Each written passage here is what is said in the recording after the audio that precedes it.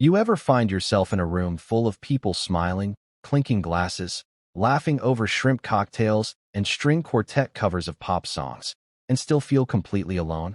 That was me. That night. At her birthday. 38 candles on a cake so extravagant, it looked more like a wedding centerpiece than dessert. We were in the garden terrace of this upscale rooftop restaurant she'd always wanted to try. Polished stone tiles, champagne towers, little place cards with everyone's names in looping gold script. My name, nestled between hers and his. Yeah, his. See, I didn't know it back then, not fully. Not in the way a man knows something in his bones, where his gut twists but his brain still clings to hope. I just knew something was off. You don't live with someone for almost a decade without feeling that drift. The space that grows even when you're sitting right next to each other. I remember helping plan that party. She had this whole vision, chic but effortless, she called it. I handled the bookings, the cake deposit, even set up a little slideshow from her childhood to now. She didn't ask for it, but I thought it'd make her smile. It didn't. She barely looked at it when it played. Her eyes were locked on someone else across the table, the same guy she'd introduced me to as her co-working friend, Evan. I didn't like Evan from the start. He had that easy, oiled charm, the kind that slides right into conversations and somehow makes you feel like an intruder in your own home. First time I met him, he'd walked in wearing a blazer and no socks. Said it was European casual. I called it arrogant. He laughed like I was joking, but she liked him. Too much. And I started noticing little things. How she leaned in when he talked. How her laugh got louder, looser, when he said something even remotely funny.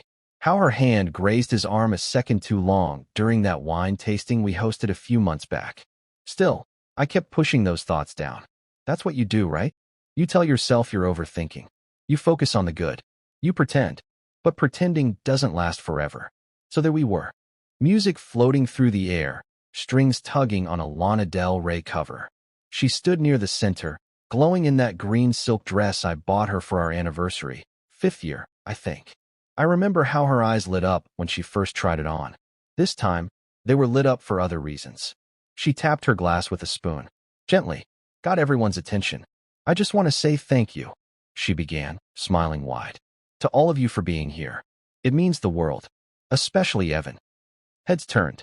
Mine froze. She turned toward him, resting her hand on his shoulder. Her voice dropped into that sultry, slightly tipsy warmth she used to reserve just for me. You've been such a light in my life this past year. Seriously, you're the real man. I blinked. I wasn't sure I heard that right. But the crowd reacted. Some laughs, some raised eyebrows, a few awkward chuckles. Evan gave this modest little shrug, like, who, me? And my wife, beamed at him like she'd just announced a proposal. A tightness gripped my chest. I felt my hands curl into fists, resting on my lap beneath the table. My heart wasn't racing. It wasn't even breaking. It was steady, cold, numb. That was the moment. The moment the truth stopped whispering and finally screamed. She wasn't just drifting. She'd already docked on another shore. The waitress came by, offering another glass of sparkling rose. I shook my head. I needed clarity, not blur. And then someone, maybe her sister, maybe one of her Instagram influencer friends, called out. Hey, speech from the husband. Come on, you've got to say something. They all clapped, cheered. She turned to me, a little too quickly, like she forgot I was there. I caught the flicker in her eyes. Panic? Annoyance? Maybe just surprise. I stood, buttoned my jacket, walked up to the mic. The music paused. Just the sound of a few birds in the nearby trees and clinking cutlery. I looked out across the crowd. Familiar faces. Old friends. Her new ones. Evan, seated, legs crossed like he was at a photo shoot. And her, my wife, tilting her head slightly, trying to read me. Her lips curved in a tight smile. But I saw it now. I saw through it all. I took a breath, then said, thank you, everyone, for being here tonight. A few polite claps. I waited. She looks beautiful, doesn't she? I continued, nodding toward her. That dress, the hair, the way she's glowing. She planned this evening down to the very last detail.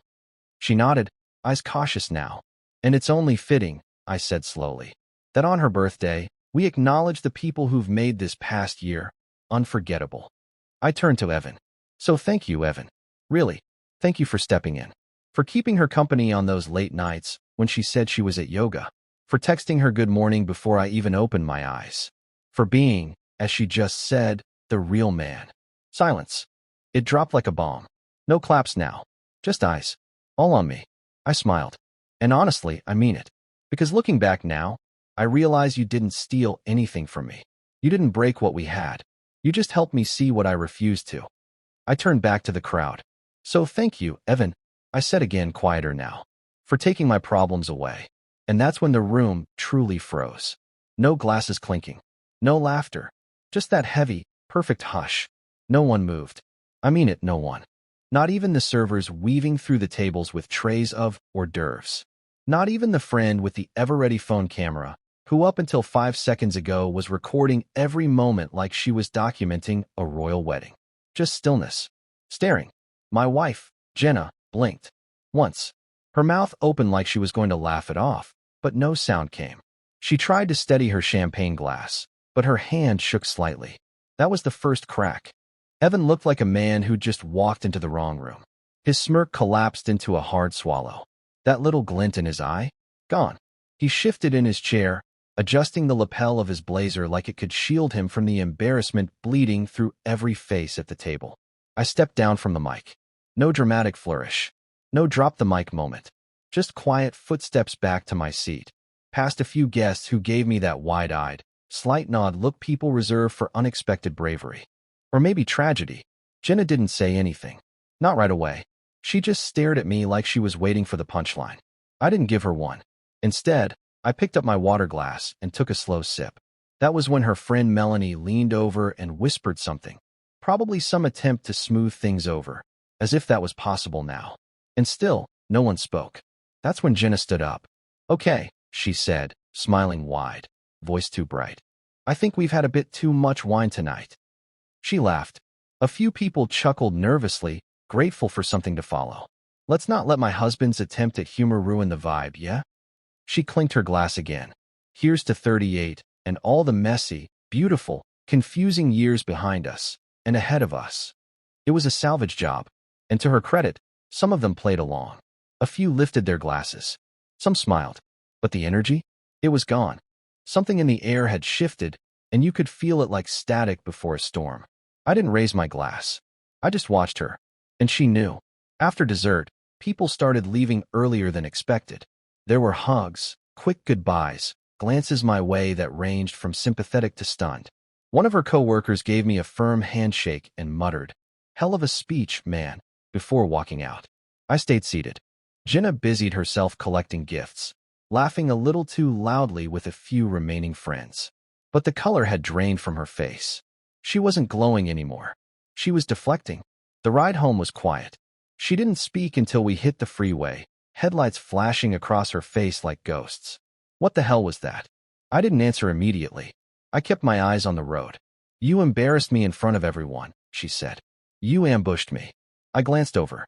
Did I say anything that wasn't true? She exhaled sharply. You don't know what's going on. No, I said quietly. But I felt it. Her hands tightened around the clutch in her lap. And you didn't think to ask me first? You just went straight for the mic like some vindictive ex on a reality show? I shook my head. Jenna, I've asked. I've asked for months. Where you were? Why you were distant? If we were okay. You told me to stop being paranoid. She didn't respond to that. I pulled into the driveway, killed the engine. Neither of us moved to get out. I didn't plan to say anything, I admitted.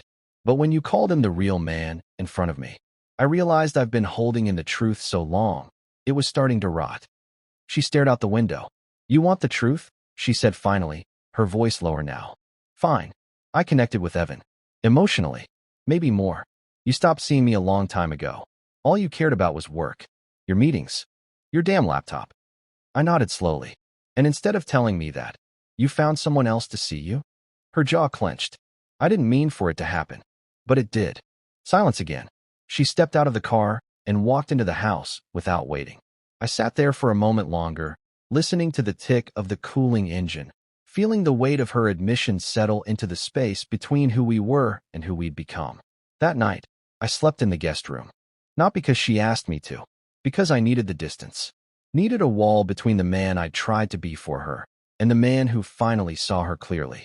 I lay awake staring at the ceiling fan, thinking back to the first birthday I threw for her. We were still in that tiny apartment, broke, but in love. I made her dinner myself. Burnt the chicken, if I remember right. But she smiled like it was a 5-star meal. Said it was perfect. She wore a plastic tiara and danced barefoot in the kitchen. We had no crowd, no speeches. Just us. I would have done anything for that woman. But the woman from tonight? She wasn't dancing anymore. She was calculating. Cold. Choosing applause from strangers over intimacy from the man who stayed. And still, a part of me ached for her. That's the thing they don't tell you about betrayal. It doesn't erase the love. It just warps it, like heat over glass. The shape remains, but it's no longer what it was. I closed my eyes. Morning would come.